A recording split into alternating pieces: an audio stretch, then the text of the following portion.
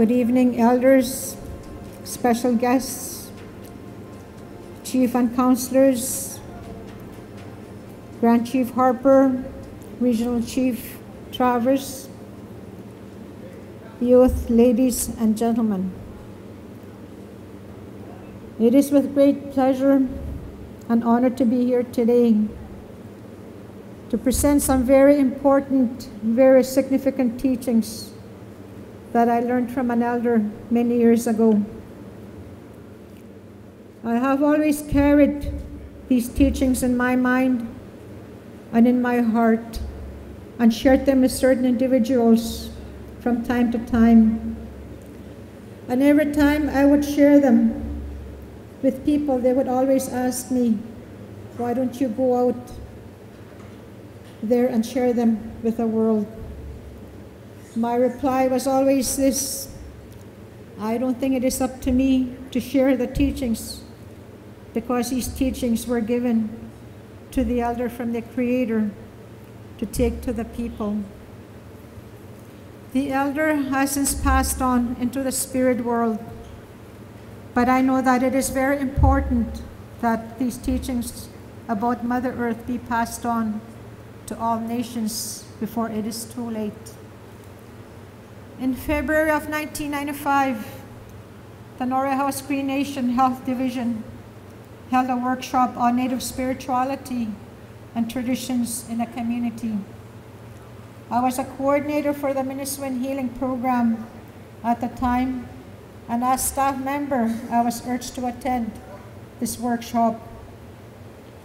Today, I feel very fortunate that I was a part of the event, because the teachings not only provided me with the information I needed to know about Mother Earth, but it also enhanced my understanding of traditional values and spiritual principles, both as an Indigenous person and as a minister in training.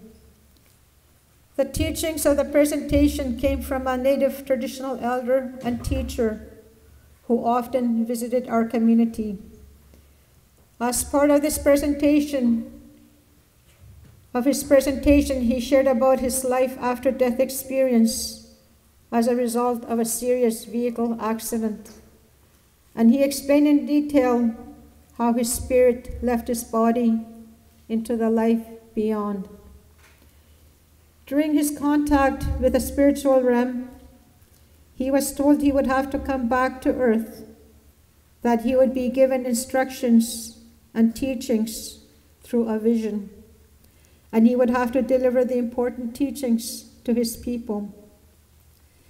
It has been 20 years since the workshop took place, and even though the elder has passed on, it is vital that we continue to relay the teachings to others, because what he prophesied back then are now today's realities.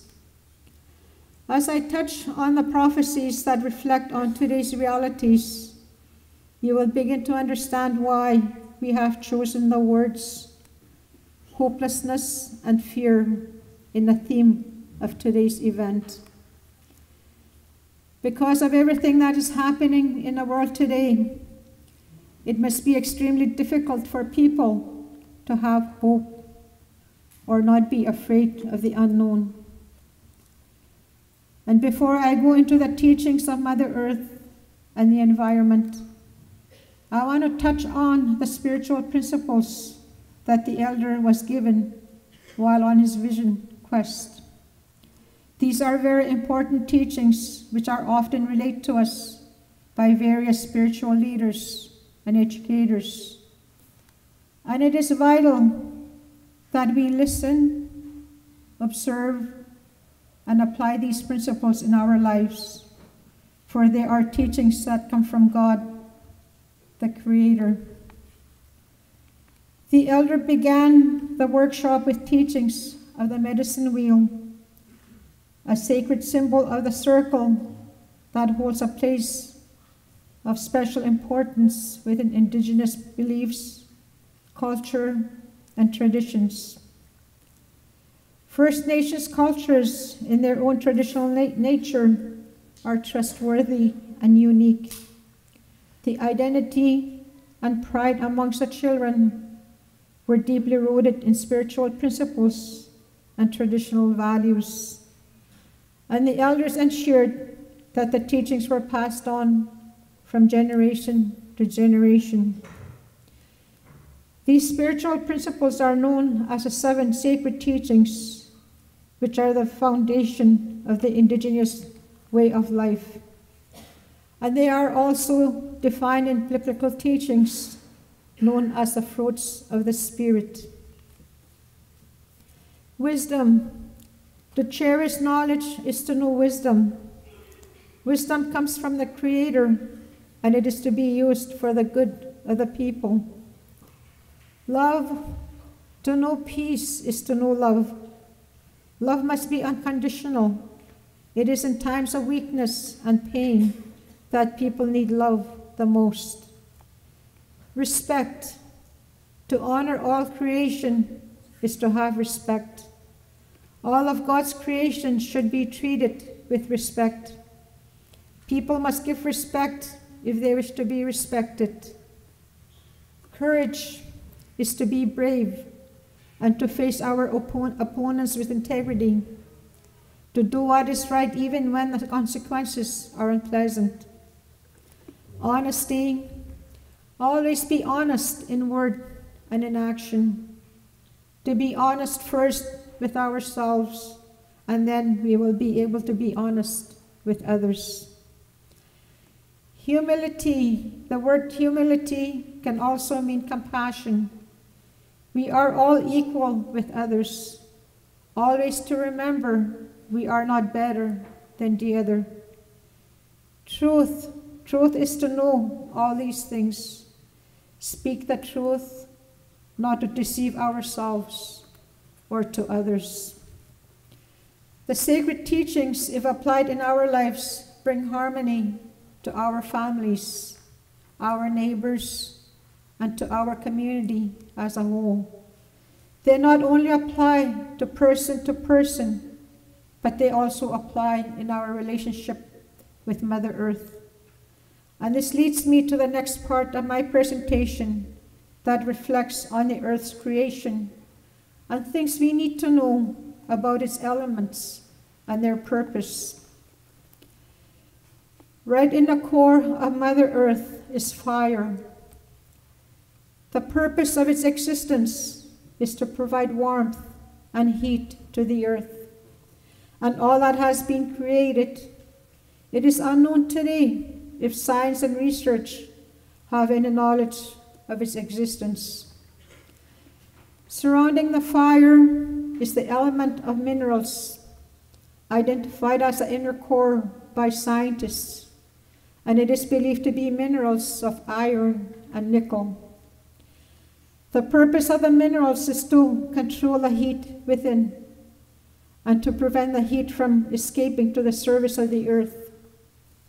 If too much heat escapes from the fire, it will have an impact in water temperatures, the earth, and beyond. The next vital element to Mother Earth is the water surrounded by the crust of the earth. And it is the water and the soil that provide sustenance to humankind and all living things. The roots of the trees are also critical elements to the creation because they grow deep into the earth and keep the earth intact. It is the roots that prevent the earth from eroding. The elder was told to tell his people to respect Mother Earth, to be gentle with it, and to care for it, that the Creator made us stewards of land and water right from the beginning of creation. As stewards of land and water, we need to take good care of it. And if we do not apply the sacred teachings with our Mother Earth, a lot of disasters are going to start happening all over the earth. The teachings are affirmed by this quote by Chief Seattle from the 1850s. The earth does not belong to man. Man belongs to the earth. This we know. All things are connected like the blood which unites one family. Whatever befalls the earth befalls the sons of the earth. Man did not weave the web of life. He is merely a strand of it. Whatever he does to the web, he does to himself. These are the teachings that I learned from the special teacher in the year 1995. And I have been paying close attention to the world around me since then. A lot has happened in the past 20 years, and more so in the past few years. Industries have increased all over the world, and these industries are having a detrimental impact on the earth. In the area of the element of trees, there are numerous forestry and logging companies all over the earth that are destroying Mother Earth. Trees are also being cleared to increase farming lands and for other forestry industry purposes. Not only are they destroying the earth, but these same industries are also polluting the waters and the air. Trees have a significant role in preventing earth erosion and controlling the climate. Trees remove carbon dioxide from the atmosphere and store large quantities of carbon in their tissues. As trees are being destroyed, the roots of the trees die off, leaving nothing to hold Mother Earth together. Trees are there to control the climate change or to remove the carbon dioxide from the atmosphere. At the same time, forestry industry is happening. Mining companies are removing mineral deposits from the earth, and this has been happening for hundreds of years. As we learned earlier in the presentation, the minerals contain the fire within Mother Earth, and they also control the heat from seeping outward. As the minerals are being extracted from the earth, substantial heat is escaping to the crust of the earth. As a result, water temperatures have risen, impacting the earth and all living things. The Arctic region has gotten warmer than it used to be, and it continues to get warmer as years go on. Over the past 30 years, it has warmed more than any other region on Earth. The ice from the Arctic helped to control the heat upon the Earth's atmosphere, but due to the melting of the ice in the region, the climate conditions have changed drastically in the past few years. It is agreed by most scientists that the weather and climate are changing because of human-caused activities, such as gas and oil emissions. Though they play a factor to the climate change, it is the extraction of earth minerals and cutting down of the trees that have caused the climate change, having disastrous impacts in many countries, including our country. As a result of the destruction that has been imposed on Mother Earth for centuries, prophecies shared by past Native leaders and elders, such as Chief Seattle in the 1850s and the elder in the year 1995, are becoming today's reality. There are mudslides, major earth erosions, hurricanes, tsunamis, earthquakes, eruption of volcanoes that are happening in various parts of the world. Hundreds and thousands of people have died as a result of these devastating impacts, and will continue to happen for as long as destruction is allowed to go on.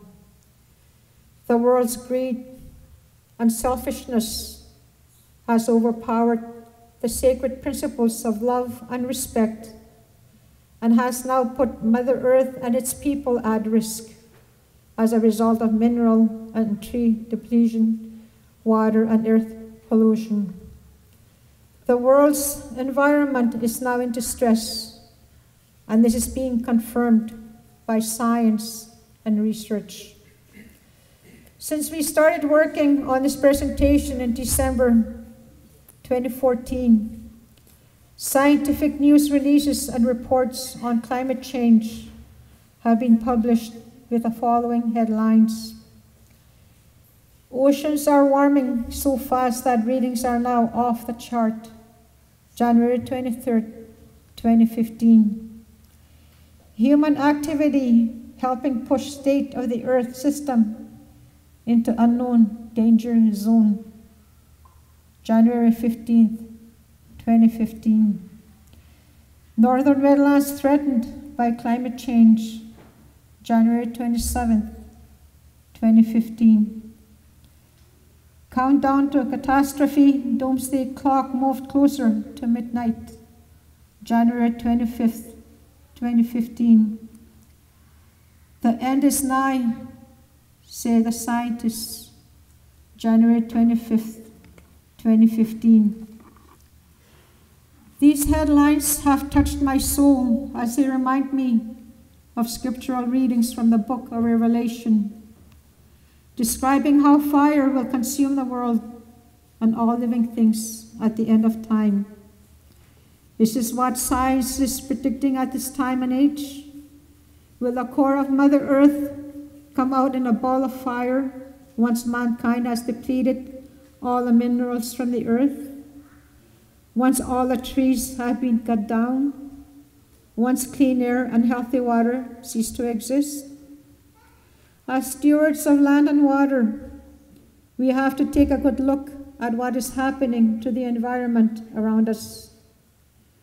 We have to be prepared to take a stand for Mother Earth and make sure that there is a future for our children, grandchildren, and for children yet unborn. Let us go back to the sacred teachings of our elders and do what is good for our society. Let us bring hope and peace to the world and do away with fear and hopelessness. Let us pay attention to what is happening to our Mother Earth and not be like those people in the time of Noah who did not believe when they were being warned about the flood. It can happen again, but this time it will not be the flood. It will be the fire that will consume the earth if we don't make the effort to protect it. In closing, I want to share this Cree prophecy which affirms the teachings of this presentation. When all the trees have been cut down, when all the animals have been hunted, when all the waters are polluted, when all the air is unsafe to breathe, only then will you discover that you cannot eat money. Thank you, Chief Evans, counselors, and staff for organizing this special gathering here today. Thank you to all our special guests,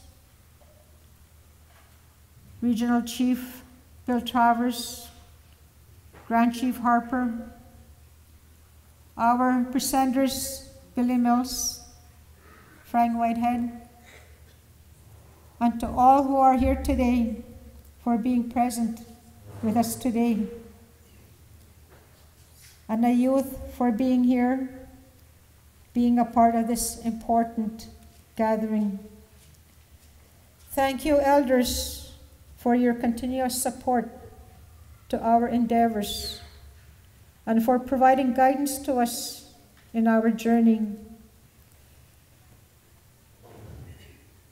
Thank you to the youth and to the youth I encourage you to take these important teachings to heart and to learn from them, for you are the ones that hold the future.